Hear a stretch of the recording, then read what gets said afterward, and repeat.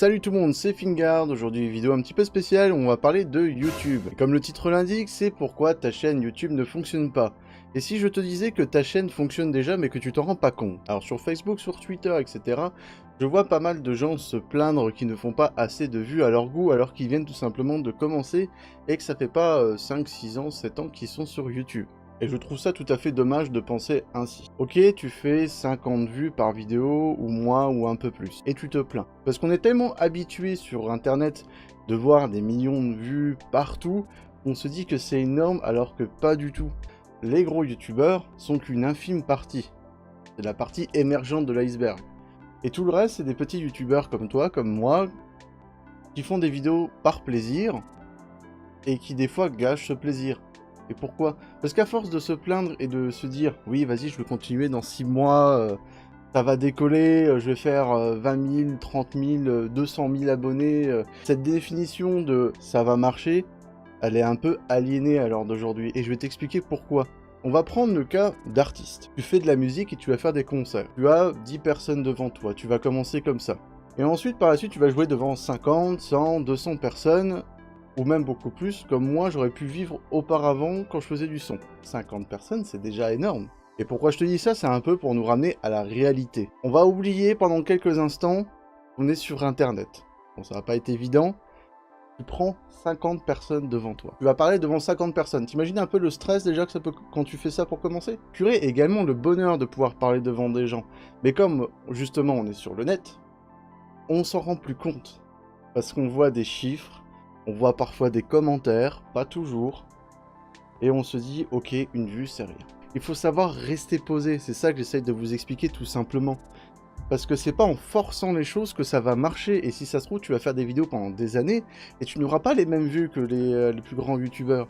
Mais en attendant, est-ce que tu n'aurais pas, ne serait-ce qu'une petite communauté pour t'aider à avancer ou tout simplement apprécier ton travail? Il faut avouer quand même que quand tu fais des vidéos sur YouTube, il y a quand même un peu de budget à avoir. Tu veux créer un décor comme là, tu vas acheter un fond vert, tu vas acheter des phares, tu veux un bon éclairage, tu veux faire quelque chose de propre. C'est du travail et c'est normal que tu aies envie de reconnaissance. Mais est-ce que t'en veux pas trop, justement? Et c'est ça la question que j'ai envie de te poser. Ce que j'essaye de te faire comprendre, c'est qu'il faut savoir prendre un peu de recul sur Internet. Et c'est pour ça que je t'ai fait des exemples sur des situations réelles, comme avec un concert quand tu joues. Faut arrêter de se morfondre en voulant absolument rejoindre cette ligue, façon de parler, de personnes qui réussissent. Parce que toi-même, tu réussis. Mais tu t'en rends pas compte. Parce que ça va te mener à rien. Tu vas regarder tes analytiques tout le temps, tu vas être sur les chiffres tout le temps, et tu vas te bouffer la vie à essayer de chercher la prochaine vidéo qui va marcher. Parce que les gens qui vont te regarder, parce que tu as fait justement cette vidéo en question. Ça a marché, tu as fait un peu de vues, tu as peut-être gagné beaucoup d'abonnés. Mais est-ce que c'est vraiment ça le sens de ta chaîne?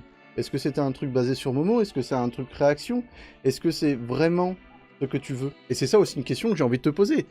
Est-ce que tu veux vraiment en finir là? Ou est-ce que tu veux vraiment continuer à faire des vidéos qui sont originales pour toi et prendre du plaisir et te satisfaire de ce que tu as?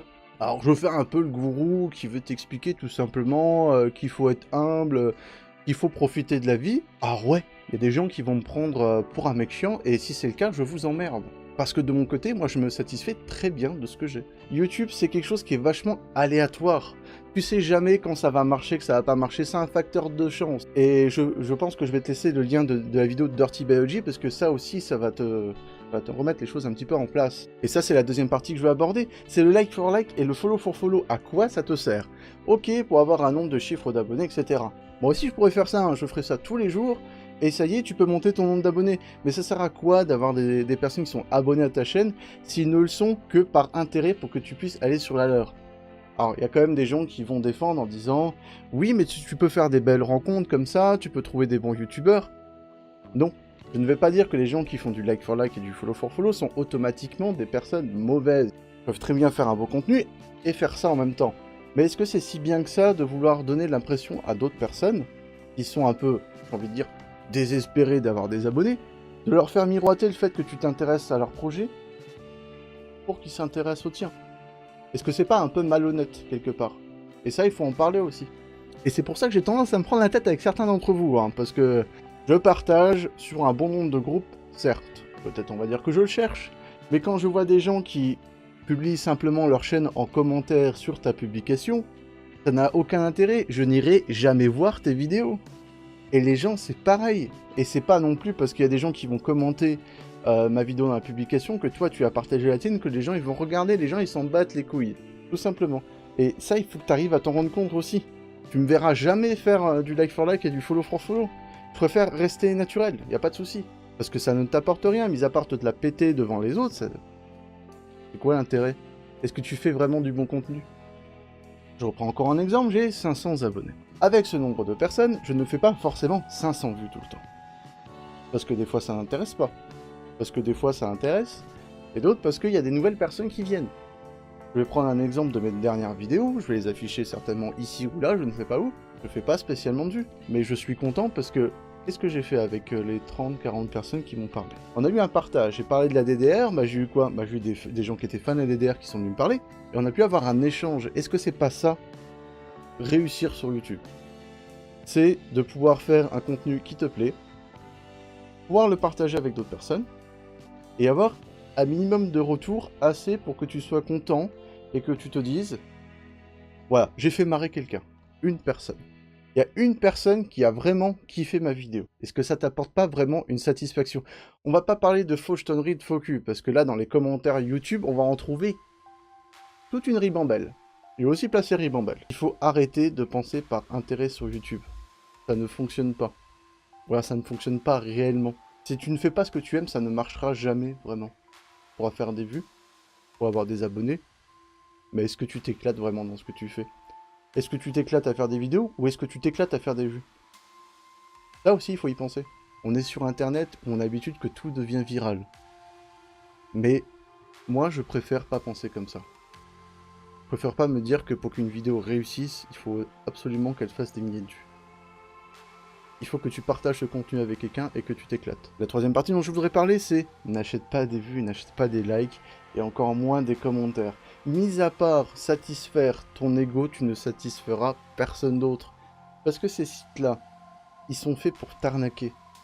Ils sont là pour profiter de ta naïveté en te disant « Je vais acheter 10 000 vues, donc ma vidéo va pouvoir peut-être devenir virale. » Alors je vais t'expliquer parce que tu sais probablement pas. Ces vues que tu peux acheter, elles sont faites dans d'autres pays, comme en Australie, où tu as carrément des centrales, où tu as des pauvres gens qui sont payés beaucoup moins que nous dans des pays riches comme le nôtre, à regarder des vidéos toute la journée pendant 30 secondes ou en entier, etc. avec je sais pas combien de téléphones devant eux, d'ordinateurs, de tablettes. Ça n'a aucun intérêt. Mis à part avoir satisfait ton ego, et aussi d'avoir exploité quelqu'un qui a regardé tes trucs et qui en avait rien à foutre, hein, parce que le mec il fait ça toute la journée. Ok, peut-être avec les nombres de vues, tu vas attirer un petit peu plus de personnes. Mais est-ce que ça vaut vraiment le coup d'exploiter une personne tierce pour que d'autres personnes viennent? Est-ce que ça a vraiment un intérêt, encore une fois? Pareil pour les sites où tu achètes des likes, où tu fais du follow for follow. J'ai vu qu'il y avait des sites, hein, j'ai fait ma petite recherche, tu peux t'inscrire, tu peux proposer ta chaîne, tu likes quelqu'un, tu gagnes des points, tu revends tes points. Ça, faut pas être con, hein, ça tout le monde est au courant. Ça non plus, ça n'a pas d'intérêt, parce que le mec qui va faire ça, il le fait pour lui. Il le fait pas pour découvrir ta chaîne. Un mec qui s'inscrit sur des sites comme ça, qui va chercher des likes, il va pas dire « Waouh, le contenu est trop cool, en fait, je vais m'abonner. » Non. Il va te mettre en arrière-plan, il va regarder tes 30 secondes de vidéo, et ensuite il va passer à quelqu'un d'autre, et il va faire ça limite toute la journée, pour certains. J'ai connu des gens qui faisaient ça, certes, ils font des vues, certes, ils ont peut-être quelques abonnés, des vrais abonnés, hein, parce que ça, c'est encore autre chose.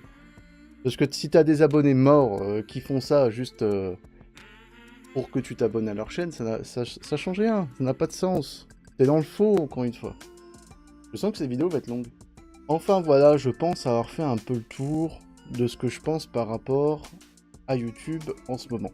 Et je parle pas des gros youtubeurs, je parle des gens comme toi, comme moi, qui faisons des vidéos toutes les semaines, parfois tous les jours, et qui parfois à un moment donné finissent par craquer en disant il y a personne qui s'intéresse à mon contenu. Et c'est pas vrai.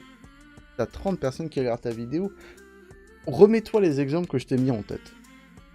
Ferme les yeux et t'imagines qu'il y a 30 personnes devant toi qui sont en train de t'écouter. Si ça te fait rien, c'est dommage pour toi. Si ça te fait quelque chose, profite de ce que tu as. Continue à faire ton contenu. Et délire avec tes abonnés. Parce que aussi, ça aussi, c'est une question qu'il faut prendre en compte. C'est que les personnes qui sont abonnées à ta chaîne, C'est pas des robots. Des vrais gens qui portent peut-être un intérêt spécial à tes vidéos. Donc n'hésite pas aussi à discuter avec eux. Peut-être à jouer aussi avec eux. Pour un autre exemple, moi je fais du stream, et pour la majorité des gens qui vont dire ça, il n'y a personne qui regarde mes streams. Peut-être 3, 4 personnes, 5 personnes. Et quand je dis à personne, je dis ça de la voix de quelqu'un lambda. Ouais, il n'y a personne sur tes lives. Mais moi je suis désolé. J'ai eu des amitiés avec des personnes qui sont venues sur mes lives. J'ai rencontré des communautés de gens. Enfin voilà, c'est blablaté. Si tu es encore là sur cette vidéo, je te remercie d'avoir regardé jusqu'au bout, parce que je pense que ça va être un peu plus long que d'habitude. Mais j'avais besoin de lâcher du lest. J'avais besoin de vous dire, à vous qui me suivez, ou à mes amis, ou à les personnes lambda qui vont tomber sur cette vidéo avec ce titre un peu plus aguicheur, je m'en cache pas, de peut-être remettre un peu les choses en place. Est-ce que ta chaîne fonctionne vraiment? Et est-ce que tu kiffes à faire ce que tu fais? Ça, deux questions qu'il faudrait que tu te poses. Plus attentivement.